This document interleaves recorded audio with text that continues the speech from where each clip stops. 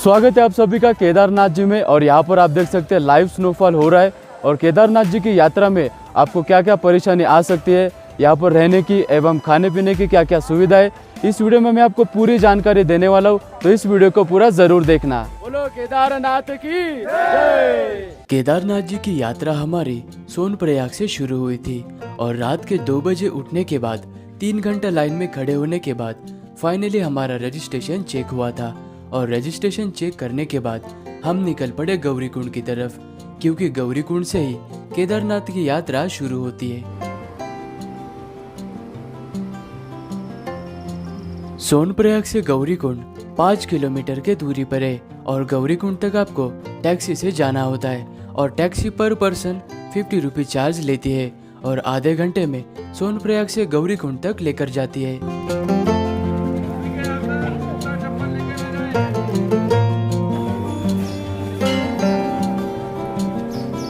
गौरीकुंड में आते ही सभी भक्तगण यहाँ पर बने हुए तप्त कुंड में पवित्र स्नान करने के बाद पास में ही गौरी मैया जी का मंदिर बना हुआ है। यहाँ पर दर्शन करने के बाद केदारनाथ जी की यात्रा को शुरुआत करते हैं।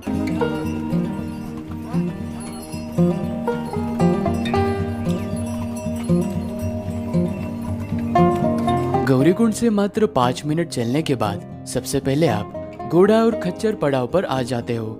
यहाँ से आप केदारनाथ तक घोड़ा या खच्चर से जा सकते हो और वन साइड का 3000 रुपया पर पर्सन चार्ज लिया जाता है। अगर आप पालकी से जाना चाहते हो तो पालकी का 7000 से लेकर 9000 तक चार्ज लिया जाता है। केदारनाथ की यात्रा करते हुए आपको गौरीकुंड, भीमबल्ली, जंगल चट्टी इस तरह के पड़ाव को पार करते हुए टोटल 19 किलोमीटर का ट्रेकिंग करते हुए केदारनाथ जी के मंदिर तक जाना होता है।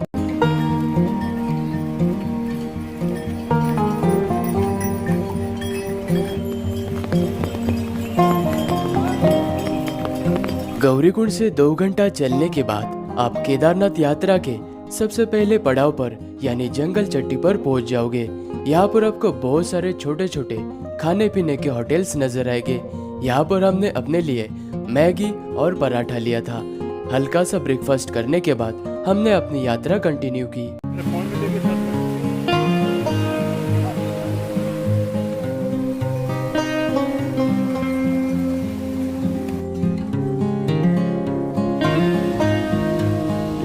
लगभग 6 किलोमीटर चलने के बाद हम केदारनाथ यात्रा के 5वां पड़ाव यानी रामबाड़ा में पहुंच चुके हैं। और यहाँ पर आने के बाद आपको भारी भीड़ का और घोड़ों और खच्चरों का सामना करना पड़ सकता है और रास्ते से चलते वक्त आपको थोड़ी सी दिक्कत भी आ सकती है।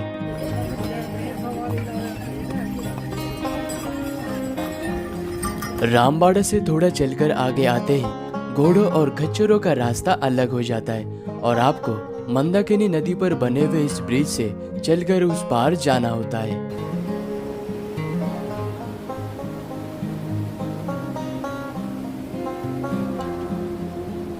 रामबाड़ा से केदारनाथ तक का रास्ता हाई एल्टीट्यूड यानी कि ज्यादा चढ़ाई वाला है।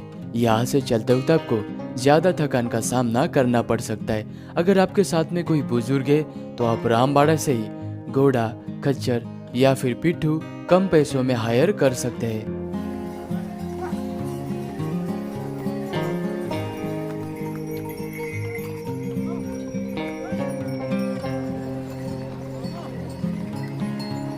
रामबाड़ा से लगभग 3 किलोमीटर की चढ़ाई करने के बाद केदारनाथ यात्रा में आने वाला सबसे पहला ग्लेशियर हमें नजर आ चुका था और वेदर क्लियर होने के कारण पहाड़ों पे हमें बर्फ भी नजर आ रही थी।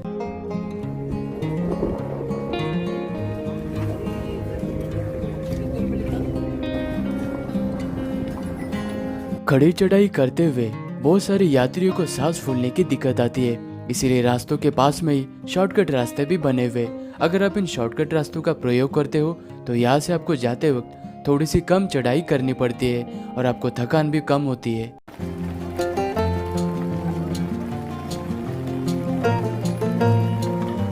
केदारनाथ जी की यात्रा करते वक्त जैसे आप ट्रेकिंग करते हुए हाई एल्टीट्यूड पे पहुंच जाते हो, यहाँ पर कभी भी मौसम खराब हो सकता है।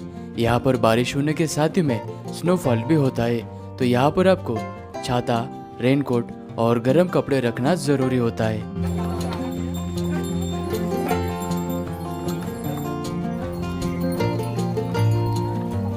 केदारनाथ जी की यात्रा करते वक्त टोटल आपको 6 ग्लेशियर्स नजर आएंगे और उन्हीं में से ये आखिरी वाला ग्लेशियर है। यहाँ पर पहुँच जाने के बाद आप समझ लेना कि अभी आप केदारनाथ पहुँचने ही वाले हो।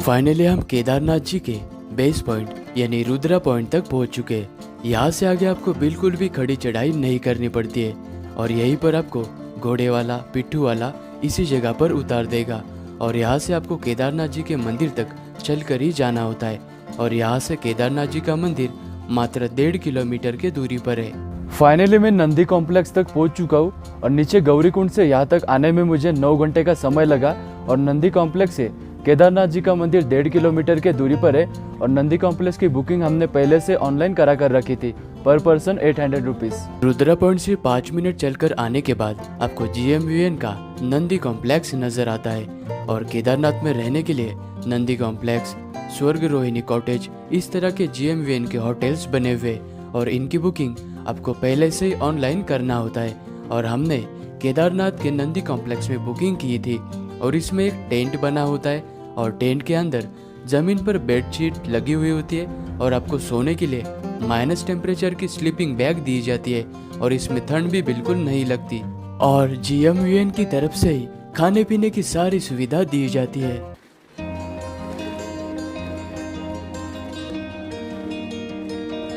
केदारनाथ में अगली सुबह 4 बजे उठते ही हमको लाइव स्नोफॉल देखने का मौका मिला और फ्रेश होने के बाद हम निकल पड़े केदारनाथ जी के दर्शन करने के लिए और केदारनाथ जी का मंदिर नंदी कॉम्प्लेक्स से 1 किलोमीटर के दूरी पर था।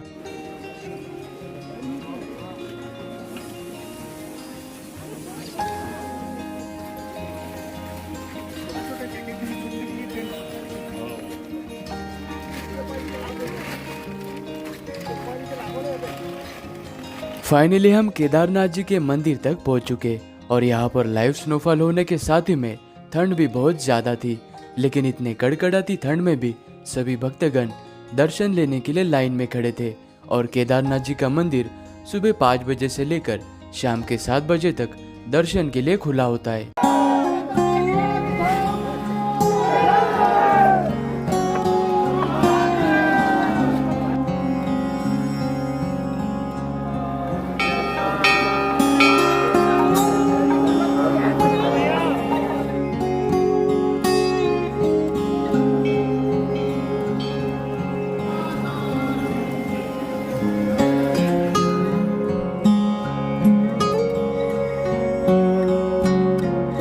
केदारनाथ जी के मंदिर के पीछे आते ही आपको ये वाली भीमशिला नजर आएगी।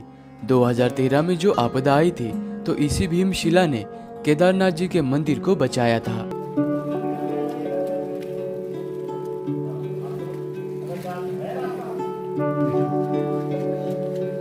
भीमशिला से बिल्कुल पास में ही जगत गुरु आदि शंकराचार्य जी की ये वाली आपको प्रतिमा नजर आएगी।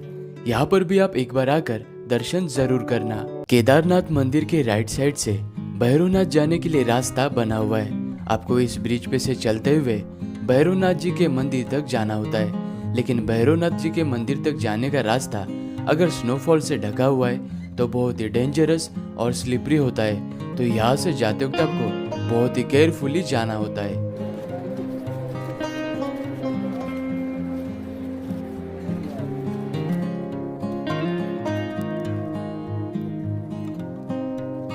भैरवनाथ जी के मंदिर के पास में हम पहुंच चुके और केदारनाथ जी के दर्शन करने के बाद भैरवनाथ जी के भी दर्शन करना होता है, तभी आपकी केदारनाथ जी की यात्रा संपूर्ण मानी जाती है। और भैरवनाथ जी केदार घाटी के सबसे ऊंचाई पर बसे हुए और जब केदारनाथ जी की यात्रा 6 महीने तक बंद हो जाती है तब माना जाता है कि भैरवनाथ जी केदारनाथ मंदिर की रक्षा करते हैं। केदारनाथ से वापस गौरीकुंड तक जाने के लिए आपको 6 से 7 घंटे का समय लगता है और इस तरह से हमारी केदारनाथ की यात्रा संपूर्ण हो चुकी है। अगर आपको ये वीडियो पसंद आया तो वीडियो को लाइक जरूर करना और चैनल को सब्सक्राइब करना।